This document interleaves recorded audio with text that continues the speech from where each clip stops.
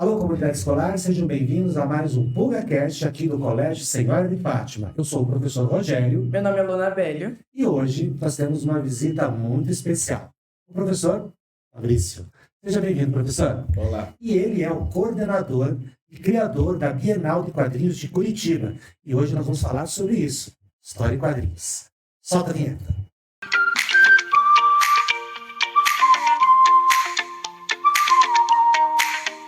Bom, para começar a conversa, eu queria começar perguntando o que faz a Bienal ser diferente de outros eventos geek ou de cultura pop que a gente conhece? Então, a Bienal, ela vem se modificando ao longo dos anos, né? A gente tem que pensar que já estamos na 7ª edição, começou em 2011. Em 2011 a gente teve 2 edições seguidas, ela tinha uma característica de querer ser anual. Então ela foi em 2011, depois 2012. A partir daí a gente decidiu que era para ser bienal mesmo. Então daí pulou 2013, daí 2014, 2016, 18, 20 e a 23, né? Porque teve aquela defasagem pandêmica. E agora estamos aí em 2025 fazendo a 7ª edição da Bienal. E a coisa interessante é que ela, nesse período todo, ela sempre tentou se ajeitar um pouco aos anseios um pouco da sociedade com temáticas, né? Então a gente foi definindo a grade e a curadoria do evento em cima de temáticas que a gente considerava importantes. Isso é um grande diferencial em relação aos outros eventos. Os outros eventos geralmente são não digo banal, mas assim, é mais mainstream mesmo, né? Então é uma coisa muito mais badalada, né? E a gente geralmente tenta principalmente incentivar o quadrinho independente, mas também fazer com que as pessoas que saiam da Bienal saiam com algum tipo de reflexão, né? Com algum pensamento crítico em relação a determinados temas muito espinhosos, né? Muitas vezes. Desse ano qualquer. Esse ano são os futuros possíveis, né? O evento que teve, por exemplo, durante a pandemia foi quadrinhos e música, né? A gente já teve um evento baseado sobre a problemática das cidades, o meio urbano. Então, ela sempre está explorando temáticas, né? Uma junção de quadrinhos e cultura, então, Exatamente. informação. E a gente também está muito aberto para outras vertentes artísticas. Já entrou lá a exposição de artes plásticas, com pinturas mesmo, né? Feitas por desenhistas em quadrinhos que também são pintores, existem, né? Muitos, aliás. Já teve teatro com quadrinho misturado, música e quadrinho, né? Então a gente sempre está cinema e quadrinho. Então a gente sempre está muito ligado nessa multiplicidade de artes, né? De vertentes artísticas. Então, eu acho que esse, para mim, é um dos maiores diferenciais, né? E também porque a gente não fica muito atrelado a um grande nome ou grandes nomes, né? A galera vem para a Bienal pela Bienal mesmo, como evento, sabe? Ele se consolidou como um evento. E não porque a gente chamou fulano, ciclano, sabe? Super famoso, bombadástico, etc. E daí vem o público.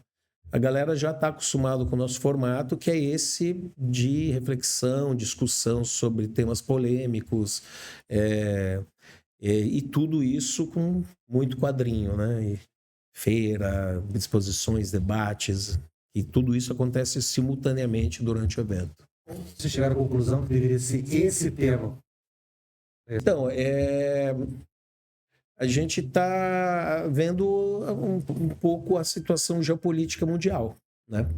Então a gente está vendo que se desenha no futuro um pouco sombrio, né? Então a gente resolveu debater como que a gente poderia estar vendo um futuro mais humano, sustentável, com mudanças importantes que impactem positivamente na vida das pessoas, da natureza, do ecossistema em geral, né? Então, esse evento vai estar abordando temáticas que é um leque amplo, né? Futuro possíveis. Um trabalho que você poderia dizer pra gente que você já acompanhou. Tem as exposições que vão acontecer no MUMA, né? Eu não me lembro todas de cor, vou ter que ler aqui, posso pegar minha colinha? Vocês deixam? Minha colinha, inclusive, sangrando pra beber. Opa. Já vai deixar o Instagram aí pra quem quiser seguir. Isso. É bom. Dá um apoio lá. Então, ó, exposições. Foi lançado hoje, inclusive, tá? Agroecologia no sertão. Essa é uma das exposições. O que você vai fazer com isso, Juarez? Outro. Pera, deixa eu ver se eu estou nas exposições mesmo. Sim, é isso aí. Eu não vou ler as sinopsezinhas, porque eu não estou conseguindo ler sem óculos. O que você vai fazer com isso, Juarez? Aqui foi só alguma, deixa eu pegar essa outra. Aqui. Cida Godoy, que é a homenageada do evento, vai ter uma exposição só dela, tá? Futuros Possíveis, que é outra exposição que leva o tema geral do evento, né? E é uma exposição. A arte de Ivo Milazzo, que é um dos grandes convidados, que é italiano, é um dos maiores desenhistas de um personagem chamado Ken Parker, que é da editora Bonelli, mesmo do Tex e de outros grandes nomes do quadrinho, né? Comprado em banca de jornal antigamente, muito, muito comum, não é isso? Isso é bem conhecido. Então ele vai ter uma exposição só dele.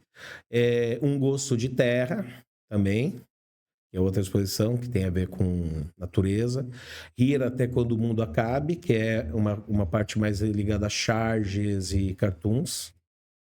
E Ainda Estamos Aqui, que é outra exposição que também tem a ver com ditadura militar, sistemas opressores, etc. Espera aí que tem mais uma. Todas essas exposições é possível você acompanhar com visitas guiadas. Elas têm datas que têm que ser analisadas lá e muitas vezes os autores estão presentes na visita guiada. Então é muito interessante. Aliás, desculpa, falei besteira, não são os autores, são as curadoras do evento, que é uma equipe de curadoria totalmente feminina. A segunda edição, que são todas mulheres.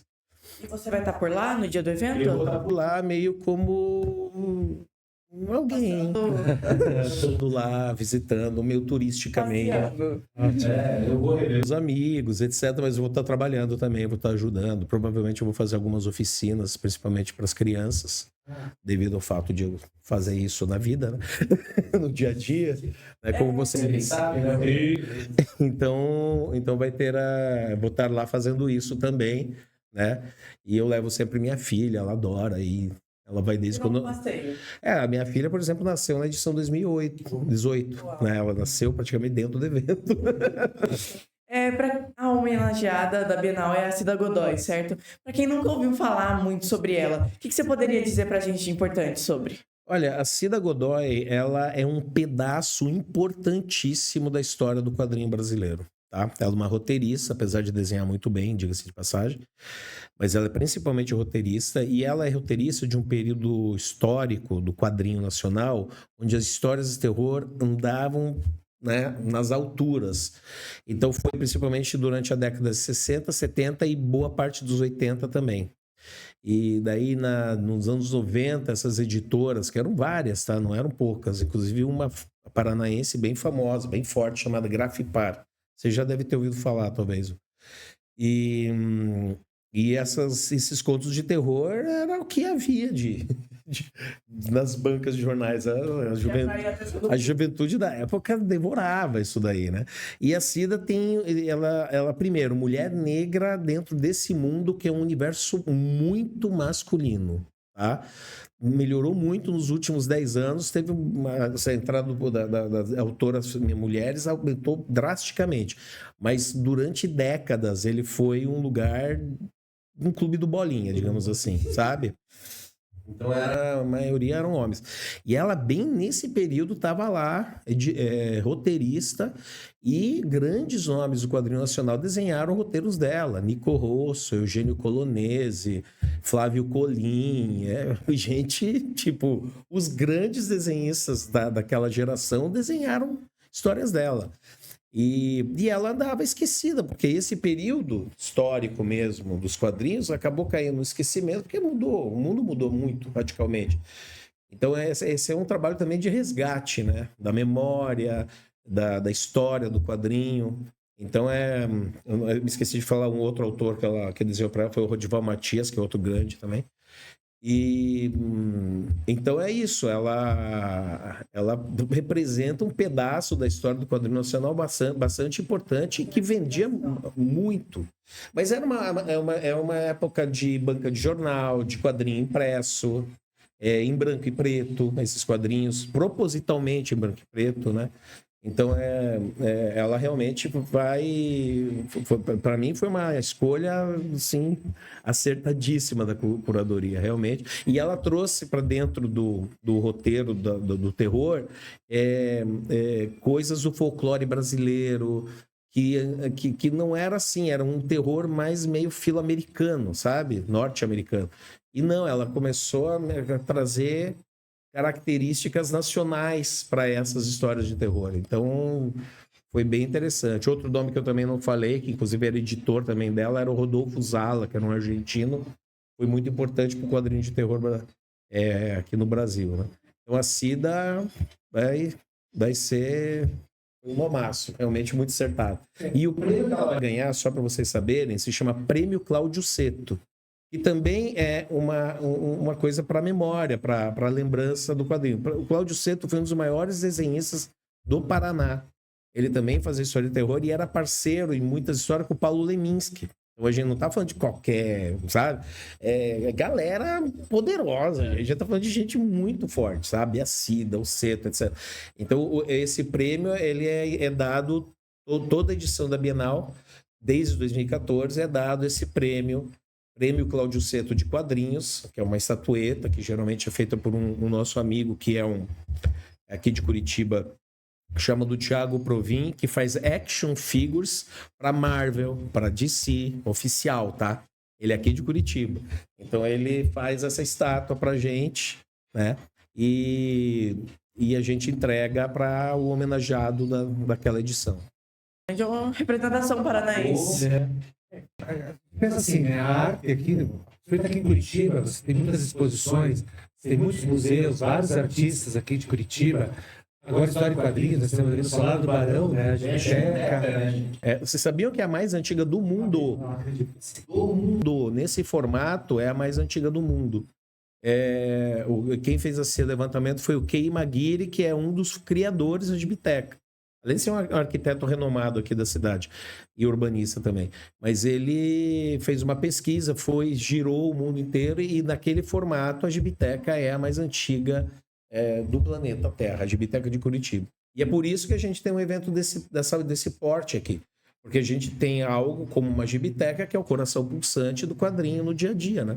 Você tem que ter um lugar onde as pessoas se reúnem, se encontram, trocam ideias, leem quadrinhos, fazem oficinas, etc. Vou te fazer uma pergunta, sei que talvez você vai ficar bravo comigo, talvez o pessoal me chame que está fazendo essa pergunta, mas claro assim, como professor de arte, por que você acha que a arte é tão importante na sociedade atual, para a vida das pessoas? Olha, é uma pergunta complexa. Tá? É bem complexo. Eu poderia responder de milhões de maneiras diferentes. E nenhuma estaria tão satisfatória. Mas, assim, eu acho que a arte, no meu ponto de vista, ela é algo que faz com que a gente viva mais. Viva com mais intensidade. Então, a gente consegue, através da arte, representar... Porque a gente pode ver arte em tudo, né? Em coisas que já estão aí, ou em coisas que a gente cria, ou que são criadas. Mas a arte está em tudo isso, né? Então, é a sensibilidade mais apurada, é o ver sob diversas perspectivas. Eu acho que tudo isso é arte, né? Então, a arte faz com que a gente se mova na sociedade e no mundo com mais respeito, mais... carinho, mais amor e mais respeito, sabe? Então acho que a arte no meu ponto de vista. Agora, essa que me veio das 10 milhões que tá na cabeça, foi essa que saiu, tá? Mas daqui a pouco você me faz uma pergunta de novo, eu vou fazer outra resposta. Completamente diferente.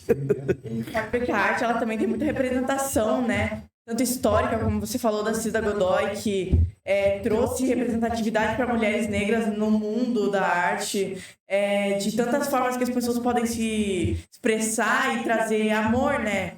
Às vezes, muita gente vê motivo para viver na arte. Então, isso é uma coisa muito bonita. E aí, sabe o que eu acho legal da arte? Que porque você não precisa ser um artista para viver com arte, né? Você pode ter um estilo de vida artístico, sem necessariamente desenhar ou pintar quadros, ou fazer esculturas, ou ser um cineasta, mas ela pode estar lá como uma coisa a mais na tua vida. Então, sei lá, eu sou... Você só ser apaixonado pela vida. Mas, por exemplo, eu sou um engenheiro, mas assim, no meu tempo livre eu gosto de desenhar, sabe? Ela te acompanha para sempre. E sabe o que é o legal dela? Que você pode envelhecer, ficar bem velhinho mesmo, e você pode continuar fazendo arte, né? Não é que nem jogar futebol, por exemplo. Você tem prazo de validade para jogar futebol. Você pode continuar até jogando, mas não vai jogar tão bem. Mas a arte não, você vai ficando sempre melhor. É impressionante, né? É exatamente o contrário. Quanto mais você envelhece, mais o artista fica mais sofisticado, mais, né, intenso, etc. Então é louco, a arte é muito louco. Já nesse gancho, como que surgiu a sua paixão pela arte? Foi desde sempre? Ou teve alguma pessoa especial que te incentivou sempre? Como que foi isso? Minha mãe é figura fundamental para eu gostar de desenhar. Porque a arte em mim nasceu através do desenho. Né? O desenho, para mim, é uma coisa que eu levo comigo, assim, que é muito importante. Aquela coisa que você fala, nossa, posso ter vários defeitos, mas eu sei desenhar, sabe? Todo tipo de desenho? Quase todos. Mas daí isso é uma coisa que veio da minha mãe. Ela desenhava retratista, ela gostava de fazer retratos. E fazia retratos dos parentes, etc. Ela gostava muito de trabalhar só com lápis, né? Aquele ocre, que é bem clássico da época da Renascença, né? Eles usavam esse tipo de sanguínea, que eles chamam também, um marrom avermelhado, assim. E meu pai incentivou também, porque ele, apesar de não saber desenhar nenhum boneco palito, ele ama arte. Então, sempre teve muito livro de arte. Meu pai é um ávido leitor, né? Um herói, então, hein? Meu pai? Ele é meio crítico. Mas tudo bem. É italiano, então italiano é complicado. Italiano vai entender. Pais italianos são complicados. Não, mas ele não é daquele pai das antigas, né? Não te elogia na frente, mas quando você não tá, ele fala, meu filho, né? Mas eu nunca fico sabendo. Mas eu sei que é assim porque os amigos dele que me contam. Mas assim, a arte veio por aí, né? E algumas coisas que me incentivaram muito foram livros ilustrados de quando eu era criança. Tive algumas professoras também que foram bem importantes, né? Nesse sentido. Agora a gente tá com até uma base rítmica, né? Então tiveram algumas professoras que me incentivaram. Esses livros ilustrados, principalmente os de dinossauro, tá? Eu comecei desenhando dinossauros. Eu me lembro muito claramente, eu muito pequeno, desenhando dinossauros. Meu pai trouxe um livro da Itália de dinossauros. Amigo, aquele livro, para mim, eu ficava desenhando aquele livro todinho. Daí ele comprou uma enciclopédia chamada Os Bichos, que foi muito famosa nos anos 70. Talvez você saiba do que eu tô falando. Eram uns volumes brancos, assim, né? E eram todas ilustrações, não tinha nenhuma foto, eram todas ilustrações. Eu copiei toda a enciclopédia. E daí agora, graças a isso, lá atrás, lá na minha infância, eu sei desenhar quase todos os bichos de cor. Sem copiar. Eu sei desenhar praticamente todos os bichos. Por quê? Porque eu fiz isso quando era criança. As pessoas não se dão conta. Essa idade é muito importante. É agora que você, né? Se você vai tocar um violão, é agora que tem que tocar. Se você quer desenhar, faça isso agora. Depois fica bem mais difícil. A mente fica mais... Não é tão plástica assim, né? Então, sugiro isso aqui aos nossos ouvintes, tá, galera? Alunos, né? Desenhem, Estão toquem música, talentos. façam arte. Façam arte. Os professores vão assim, olha que eu tô Saiam do celular e vão desenhar. Com a vida do jeito. o celular para ver imagens para desenho. Desenho. Aprende a desenhar dinossauros. É isso também, muito bom. Deixa eu falar então sobre o criador e a sua criação. Como é que você vê a Bienal daqui a 10 anos? É difícil. É difícil porque o mundo está mudando muito rapidamente, né? Você acha que as pessoas estão lendo menos de bi ou mais de bi? Como é que é? Olha, pelo público, eu diria que elas estão lendo bastante gibi. Eu não sei se as vendas são tão expressivas como na época da Cida Godoy, tá? Porque tinha banquinha de jornal, você lembra, em cada esquina em cada esquina. E a galera aí em peso mesmo, se encontrava, era um ponto de encontro, banquinha de jornal, né? Agora, quando eu vejo uma banquinha de jornal, me dá vontade quase de chorar. Doce, cigarros... Não, mas não é isso. Tem até quadrinhos. Inclusive, eu tô voltei a frequentar uma banquinha de jornal depois de muito tempo, né? Porque a minha filha vai numa feirinha toda quarta-feira. E nessa feirinha tem uma dessas raras banquinhas de jornal. E o dono é muito gente boa. E ele tem um monte de quadrinhos, tem livros, tem etc. Né? E às vezes eu fico trocando ideia com ele, né? Mas como que é? E ele é banqueiro de jornal há muito tempo. Então ele me conta como que era e como que as vendas eram diferentes, como os quadrinhos iam, que era uma maravilha, álbum de figurinha, né? Tudo, essas coisas. Raro agora ver esse tipo de... Então, assim, por quê? Porque o mundo, esse mundo analógico, ele tá sumindo. Então, assim, aquilo que eu posso te responder daqui 10 anos, provavelmente a gente vai estar vendo outros formatos aparecerem. Eu não sei nem quais são ainda. Eu sei que já existe o webcomics, né? Elas existem, então tem muita gente que não lê mais o quadrinho de papel e lê o quadrinho no celular ou no tablet, né? Passa com o dedo assim e vai lendo. O que também é ótimo, tá lendo quadrinho. Mas eu sei que ainda o fetiche pelo papel, ele é muito forte ainda. Uma memória afetiva, o cheiro né? da tinta. O cheiro do papel, o cheiro da tinta, exatamente. Então, os colecionadores e também essa relação muito íntima que você consegue ter dentro de um evento como a Bienal de Quadrinhos com o autor, isso é impagável, né? Porque você vai comprar o quadrinho do cara que desenhou. Tipo, não é... Você não tá... Você pulou todos os intermediários. Você tá direto com a pessoa. Então você vai pegar o quadrinho, o cara vai, tipo, ele quer vender o quadrinho dele. Então ele vai conversar com você e eles são muito legais. É uma experiência assim, ó, galera, sério, vão pra Bienal de Quadrinhos, vocês não vão se arrepender. E comprem quadrinhos, tá? Lá. Daqui a 10 anos, quem Novas sabe experiências. vocês podem estar lá. Ah, eu tenho ex-aluno que tá, inclusive, tá? O Lui, numa edição, acho que 2 edições atrás, encontrei um ex-aluno meu que estava lançando um quadrinho na Bienal. E daí, vamos ver quantos que eu vou encontrar esse ano. Mas eu só sei de uma coisa, o quadrinista, o roteirista ou o desenhista que seja, ele vai estar lá e ele vai vender para você e vai trocar uma ideia, vai falar o que é, como que ele é, vai te apresentar os volumes. E quando você comprar, isso é uma coisa que eu acho que vocês não sabiam. O autógrafo é um desenho. Não é só um autógrafo, é um belo de um desenho que você vai ganhar. Então aquele exemplar vai se tornar único, né? Então se você pagou 30 pila, daqui a alguns anos pode crer que ele já vai estar valendo 3, 4 vezes mais, porque é único, só você vai ter aquele lá. O contato, a troca de cultura. Troca de contato, cultura, você conversando com o artista. E de repente, se você já tem interesse de querer entrar nesse meio, você pode pedir umas dicas para essas pessoas. Eles vão estar felizes em te esclarecer, né? Então é legal. E começar uma coleção de quadrinhos, que é bem legal também. Eu tenho uma gigante. E para finalizar aqui, eu queria te perguntar, assim, o mundo dos quadrinhos, hoje, algumas pessoas veem como algo infantilizado, ou algo, sendo que, na verdade, é algo que traz uma opinião de muita coisa, né? Uma visão, uma cultura, às vezes tem quadrinhos que retratam políticas, economia, muitos temas relevantes, culturas. E eu queria ver como você vê isso, sabe? Psicológicos, doenças, coisas que fazem parte do íntimo do ser humano. Então, depende, é que nem literatura, quadrinho. É igualzinho. Sabe? É igualzinho. Essa coisa da infantilização é principalmente aqui no Brasil. tá? E ela se dá muito pelo Maurício de Souza, tá? Por quê? Porque o maior fenômeno de vendas brasileiro é até hoje a Turma da Mônica. Não tem como fugir disso. As vendas ali são absurdas. Continuam muito expressivas. E é um quadrinho de infantil, inclusive, muito bom. Eu gosto muito da Turma da Mônica. Adoro. Mas isso é um lugar comum que se criou. Porque eu acho que é um estigma. Porque não é. E já faz muito tempo que não é. Só se você pensar na Cida Godoy, por exemplo, né?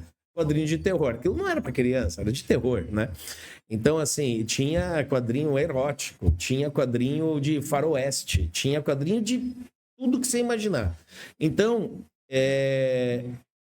agora, por exemplo, tem os quadrinhos autorais. Isso sim é uma coisa que mudou nesses últimos tempos, tá? Inclusive, coincidentemente, mudou com a ascensão dos eventos de quadrinhos. Porque começaram alguns eventos de quadrinho. A Bienal de Quadrinhos é um dos mais antigos, e olha que é de 2011. Só que a gente tem eventos de quadrinhos que acontecem no Brasil desde o começo da década de 90, pelo menos. O mais antigo do Brasil é o FIC de Belo Horizonte, Festival Internacional de Quadrinhos. E depois, ultimamente, entrou aquele que é o maior, que é o Comic Con Experience lá em São Paulo, que não é só de quadrinhos, é um evento de cultura pop. E tem também quadrinhos no meio. Mas, por exemplo, eu vou te falar alguns nomes. Marcelo Quintanilha, por exemplo. É um quadrinho de autoral. É literatura de altíssimo nível em quadrinhos, né? Tem mais. O cara que fez Marcelo de Salete, que fez toda uma epopeia sobre a negritude brasileira.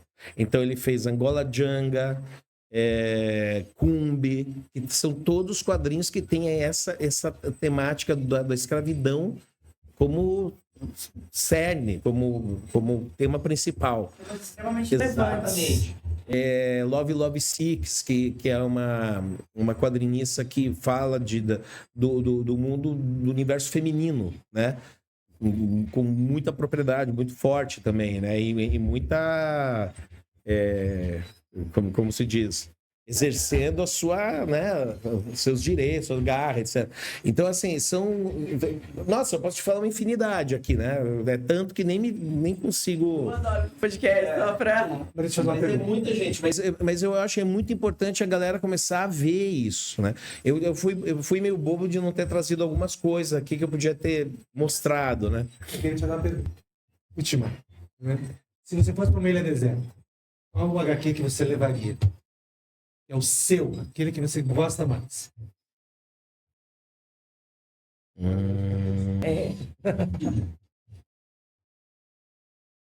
Tem um que eu gosto que se chama, que é italiano, de um autor chamado Andrea Pazienza, que se chama Pompeu. E é um quadrinho super mega underground, numa situação da vida dele quando ele estava bem para baixo. E por que eu levaria? Porque esse cara, ele desenhou em momentos que ele estava muito mal. Então, ele tentou expressar em quadrinhos aquilo que muitos fariam em literatura, provavelmente, né? Só que ele fez em quadrinhos. Quando ele estava nos piores momentos, ele conseguia, mesmo assim, trabalhar. Então, ele desenhava no primeiro papel que ele arranjava com a primeira coisa que ele tinha. Era um desabafo. Então, um quadrinho que é um desabafo. E, geralmente, o quadrinho... são raros quadrinhos assim, porque o quadrinho passa por todo um processo. Esse não. Esse é aquela coisa que veio de dentro, direto. A emoção pura dele. É emoção pura. Pura emoção. Só que é muito difícil, tá? Eu não vou falar da temática, é uma temática pesada. Mas é um quadrinho que, por essa característica de sair do estômago, do intestino, pro papel, assim, de uma maneira tão forte. Agora ficou esquisito o intestino no papel, mas tudo bem. mas assim, essa coisa visceral, né, que eles falam, pro papel, eu acho que é um dos poucos que existem, inclusive, sabe? Eu não vi, não lembro de algo parecido, porque o quadrinho, ele tem Daí tem todo um esquema, né, para você fazer, assim, ele é difícil, é muito difícil fazer quadrinhos, porque você tem que trabalhar e ficar fechado sozinho muito tempo criando, né? Então, são muitos autores, muitos temas, muitos futuros possíveis. Exatamente. Então, assim, esse é um que eu levaria. Eu levaria outros 10 mil, provavelmente, mas esse, com certeza, estaria lá na cabeceira. Nós estamos chegando ao fim. Gostaríamos muito de te agradecer pela presença. Sei que você tem aula agora. Foi muito então, bom, por isso que inclusive. Essa entrevistadora aqui, maravilhosa, aqui, querida. Professor, maravilhoso. Eu queria que então falasse com os nossos Mensagem. Depois tem que filmar eles lá, hein? Você poderia então convidar o pessoal que está assistindo a gente para falar da data. Isso, local. Então, pessoal, esse ano a Bienal de Quadrinhos de Curitiba ela vai acontecer no MON, Museu Oscar Niemeyer, pela primeira vez, tá? Ela nunca teve nessa sede. Ela vai toda a feira de quadrinhos vai acontecer lá, os debates, palestras, shows, espetáculos, tudo vai acontecer lá. A única coisa que não vai acontecer no MON vão ser as exposições, que geralmente elas ficam por um tempo mais comprido, né? Então elas inauguram no dia 4 de setembro e ficam uns 2 meses. Mas o evento em si, no MON, Museu Oscar Niemeyer, vai ser de 4 a 7 de setembro, no Museu Oscar Niemeyer, justamente como eu já falei, e estão todos convidados. Eu acho que ele começa de manhã lá por umas 10, acaba lá por umas 7 da noite, mais ou menos. Então é um lugar bacana que você pode passar o dia inteiro, porque inclusive lá tem o museu, tem o Bosque do Papa, tem aquele gramadão maravilhoso. Então é legal fazer um dia com a família mesmo, né? E daí chegar, né? Não vamos esquecer que é no começo do mês, o salário vai ter caído para todo mundo. Vocês vão poder comprar bastante quadrinhos. Ótimo. Também. Ótimo para comprar quadrinhos e autografados, tá, gente? Se tiver a oportunidade de desfrutar um pouco de toda essa cultura, essa troca de informação, toda essa diversão que vai ter, não percam a oportunidade. E se você já conhecia a Bienal dos Quadrinhos, deixa aqui nos comentários. Muito obrigada. E também não esqueça, você que está assistindo aí, compartilhe esse vídeo para os seus amigos, curta, e se você não é inscrito aqui, se inscreva para ter mais pessoas assistindo o PugaCast, tá bom? Um forte abraço e até a próxima. Tchau. Ótimo.